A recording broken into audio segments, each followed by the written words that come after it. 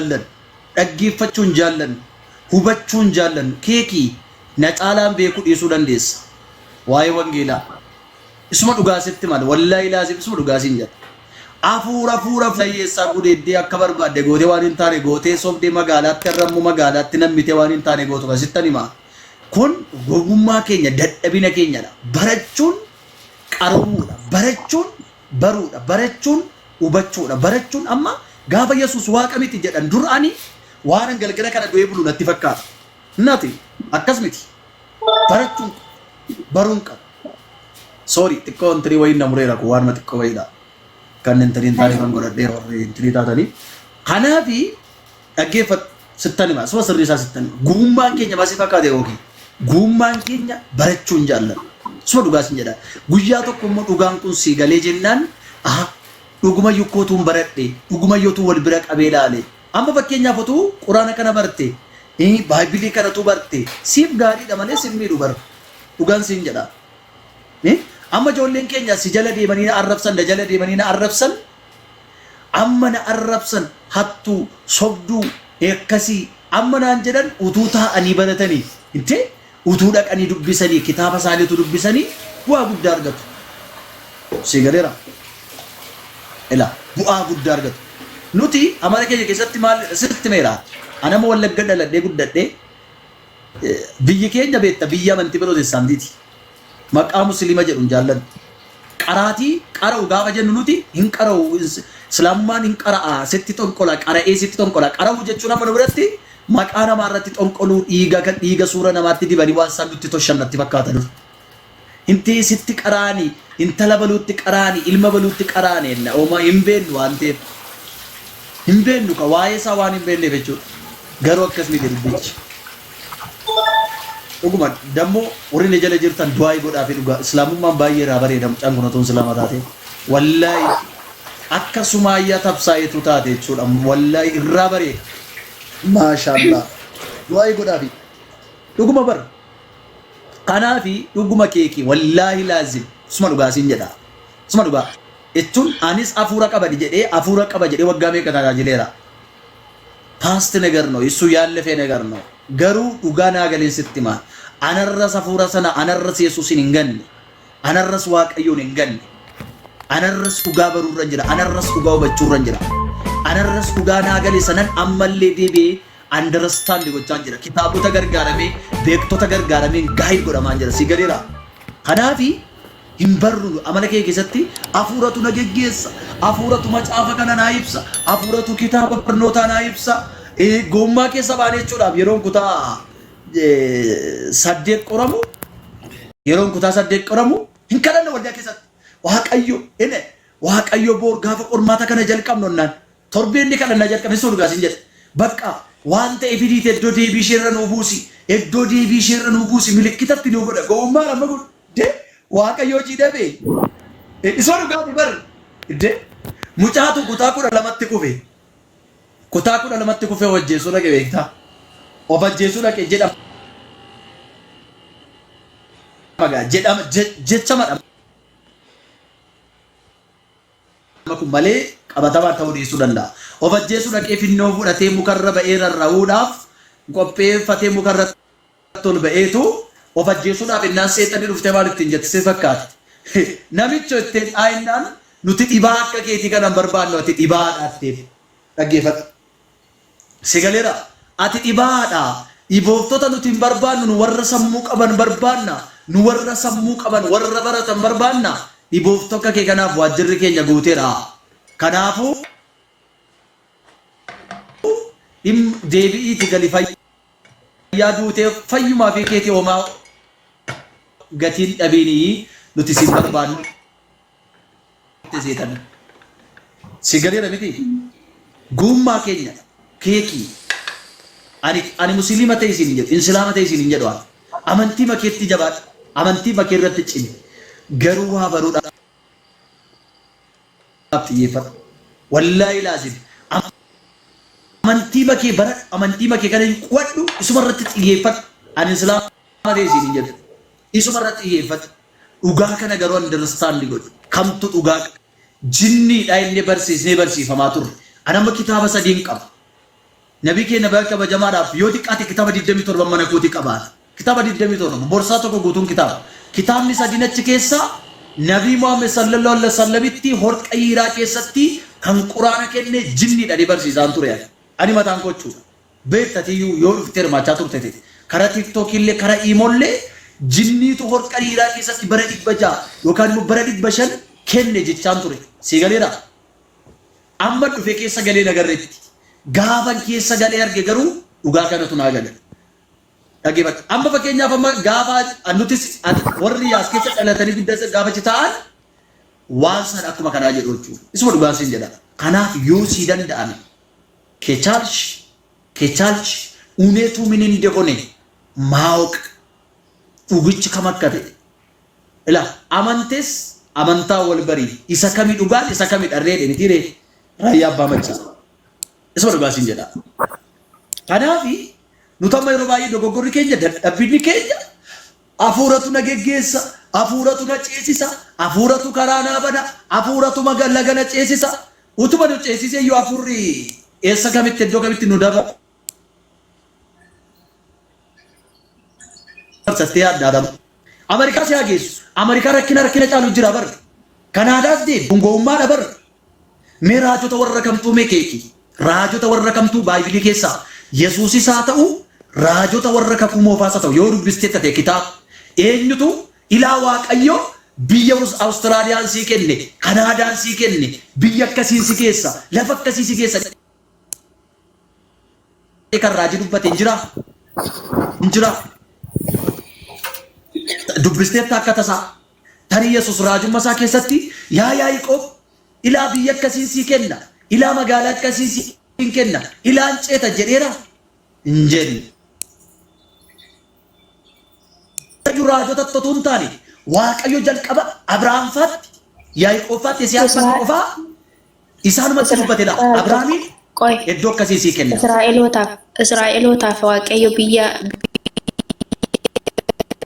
Kana'aan biyya Heetotaa biyya Hamoorotaa siniifan kenna jedhe kan abdachiisetti hin galchine Waaqayyo wangeelarra hin dubbisne. Guna isa sii dubbachuu isa sii dubbis isuma nama sii dubbisa sammuu keetti dhufe dubbadhe naan dhaggeeffadhu sitani baay'isa. No qoyna dhaggeeffadhu. Isa sana Waaqayyo nutti hime Abrahaam mataa isaatti hime maal jedha Abrahaamitti hime yaa Abrahaam sanyii kee hin baay'isa cirrachatti gadi bu'ee Baabilii keessatti cirracha kana maartee fixuu dandeessaa hin danda'u sanyii kee cirrachaan baay'isa samii kana laali hin ilaale Abrahaam urjoota samii agartaa eeyyee sanyiin kee lakkootee fixuu dandeessaa hin danda'u sanyii kee akka urjoota kanaan baay'isa. Dhaggeeffadhu. Kun maal agarsiisa si fakkaate? Kun maal agarsiisa? Asitti Waaqayyo Yisihaaqiin immoo maal jedhe? Biyyuma Abrahaamiin biyyuma sana sii kennaa Yisihaaqiin illee biyyuma kana sii kennaa Israa'eliif immoo Waaqayyo yoom kakate?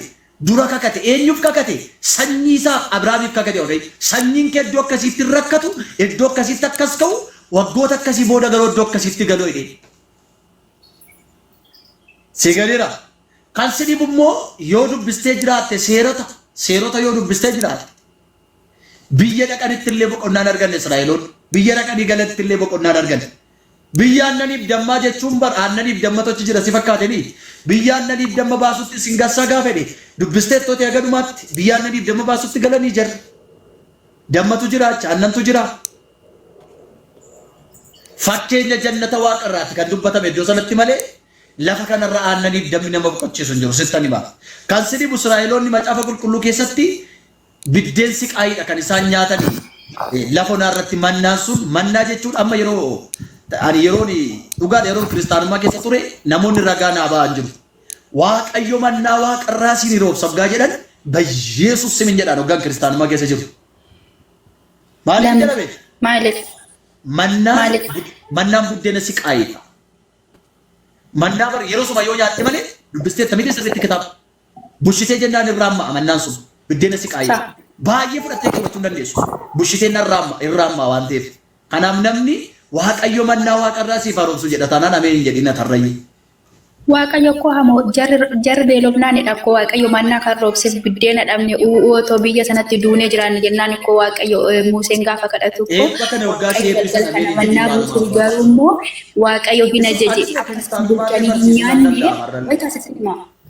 waaqayyo isaa wajjin jiraachuu akka baranii fi yoo bulchitanii bulchuu akka isaan hin qabnee fi gaafa immoo sanbata guddaa gaafa kabajamu sana immoo yoo buleeyyuu omaan taane garuu ajaja waaqayyootiinidha kan ta'e hundiyyuu.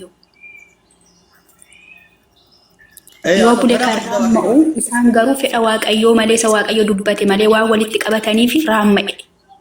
Garuu immoo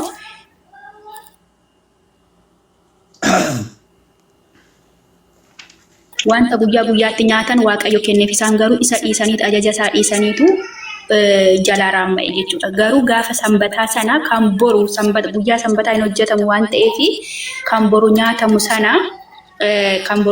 sana hin raammoofne jechuudha.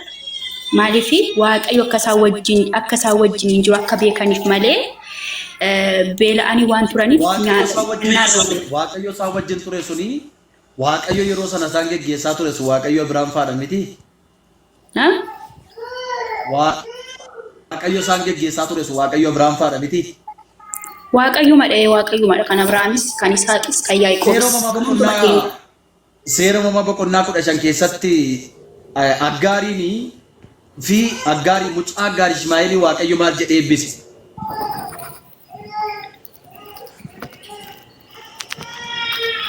Sanyii kee maalan godhanii eebbisu?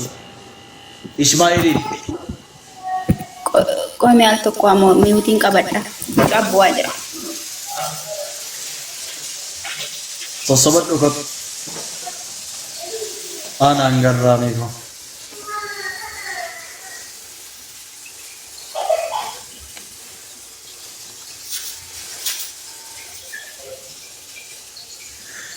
Rabbiitii maleen jiru karaan jannata insilaama ta'ii jannata argatta. Rabbiitii maleen jiru karaan jannata insilaama ta'ii jannata argatta. Insilaama ta'ii jannata argatta. Insilaama ta'ii jannata argatta. Rabbiitii maleen jiru karaan jannata insilaama ta'ii jannata argatta. Insilaama ta'ii jannata argatta. Dhaga'i lammii koo waa tokkoon sitti himaa. Rabbiitii maleen jiru karaan jannata. Otoo musliiman ta'iin hin galtu jannata. Otoo musliiman ta'iin hin galtu jannata. Otoo musliiman ta'iin hin galtu jannata. Otoo musliiman ta'iin hin galtu jannata. Otoo musliiman ta'iin hin galtu jannata. Kiristaanonni akkamitti itti nama rabsitaan dhaggeeffadhaa isin fayyada. Gowwummaan keenya nuyi barachuun jaalladha. Baruun barbaada. Akka nama kitaaba kana fixeetti of ilaala. Akka nama kitaaba kana fixee akka nama kitaaba kana fixee badduu baasee uumamaa hanga mul'ataatti fixeetti bakka. Dhuguma ijoolleen kiristaanaa nama jala deemtanii hin arrabsiinaa. Baradhaa obboleewwan koo. Kunis baradhaa dhiisaa baradhaa natu isiniin jedhe. Barachuun isiniif gaariidha. Baradhaa isin fayyada baradhaa. Wallaahi. Ilaalu. Haa baran. Yoo baranne hin barraa bar. Amma yoo baranne waan duun waan miidhamnu waanuma waan tokko taanu nu fakkaata miti. Wallaahi laazim yoo baranne hin barra. Rabbiin nuti tamanne tokkichi waaqayyo nuti tamanne tokkichi inni Abrahaam faa, Yisihaaq faa, Yaaqoob faa, Daawit faa, Museen faa inni isaan waaqessaa turan sun. Karaa dhuma kanarra immoo inni isaan faa waaqessaa inni isaan faa yookaan immoo nabii isaa haalota salaam inni isaan kadhachaa turan sun inni nabii Muhammad sallallahu alaihi wasallamiin nutti kenname kun dhugaa sana karaa abboonni keenya jalqabarra turan san sinii galeera. Karaa jalqabaa san karaa jalqabaa namni raajii uffatoota nama baay'ee silaalee dhugaa dubbachuu jaalata.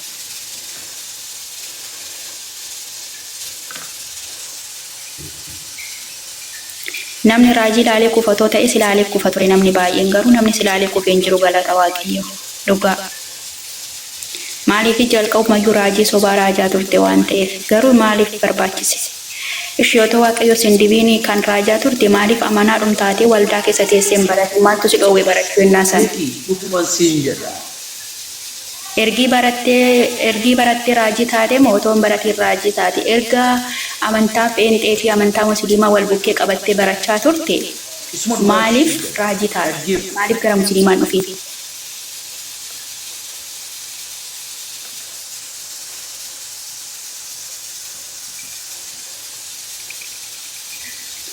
Ani zarii kennan eebbisaa jedheen aggaariidhaan immoo jechuudha yeroo kan dura gaaffiin immoo kan gaafachaa turte sana. Arralli taanaan boo. Neetworkii kooti moo kan saatii? Kan kooti neetworkiin ijoo. Neetworkiin si qabaa jira. Kanan akka obboleessa keetti.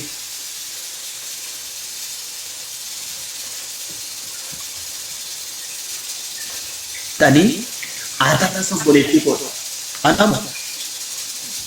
No, naafi yoo sagalee koo dhagaa jiraatte jechuudha. Dimsantis dhagaa irraa sagalee koo. In kukkuta ture amma dhaga'ama. Dhagaa irraa.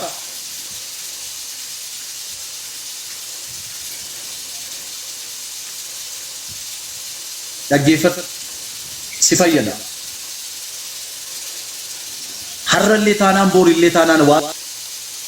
Antan siidhaamu barat amantii hundumaa barat anamma amantiin galeessa keessaa bahee dhufe nan kabaja bakka guddaan qaba si galeera I love you Christianity but I am not Christian I am Muslim si galeera ani Christian Maaliif? Christian dhaggeeffadhu No, Faamiliin koo baay'ee akka amantiitti maaliif kana agarra? No, Ani jibba. Oromoon hin jaalladha jedhi kaa kiristaanaan. Oromoon hin jaalladha.